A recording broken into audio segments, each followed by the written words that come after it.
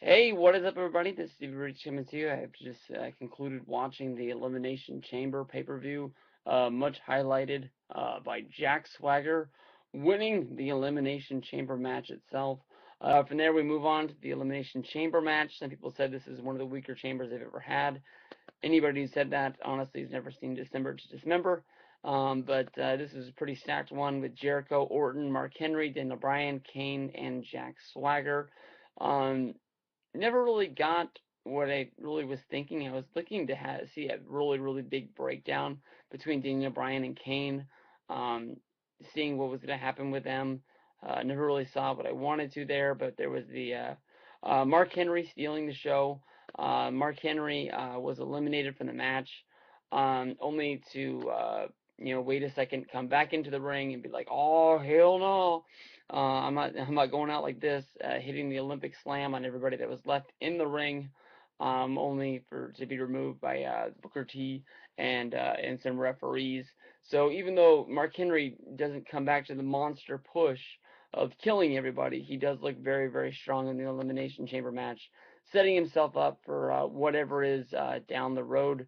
Um, for him. He's one of those guys that honestly is going to get moved on to WrestleMania. But what they're going to do with him, I really have no clue.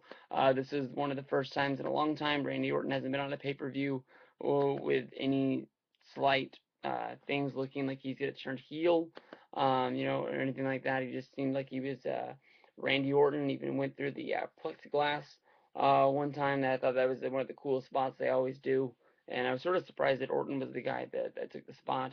But basically, it was Orton hitting an RKO on Chris Jericho.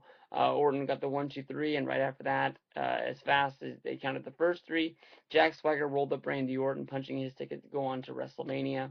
Um, which on paper would make you think that it's going to be Alberto Del Rio versus Jack Swagger. Definitely goes along with the whole promos that Zeb Coulter has been giving for Jack Swagger about him being in Vietnam, and this isn't the country that he grew up in, and that basically all these border jumpers and whatever he's saying that makes most people feel a little bit uncomfortable. um, you know, that it's going to be, the USA against Mexico, Alberto Del Rio versus Jack Swagger. They've already set that in motion. The whole time you have to wonder, is this really going to happen, or are they just steering us one direction? If you were to have Ziggler cash in sometime before WrestleMania, they would set up a Jack Swagger versus Dolph Ziggler match.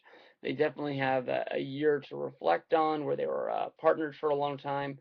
Jack Swagger having to hang out in the background, but then you have to do some sort of heel versus heel match, which doesn't really make a whole lot of sense for WrestleMania. I guess really what they're gonna do is they're gonna have Swagger versus Del Rio, and I guess they're gonna have the first time ever somebody cashes in on WrestleMania. I don't know why they would go to WrestleMania with Ziggler saying that he's gonna do it on the grandest stage of them all and just have the opportunity pass. Yes, he has until July to do it, but the whole time he's had it, he's been guaranteeing everybody, much like Daniel Bryan did last year, that he was going to cash in to make sure he was headlining WrestleMania.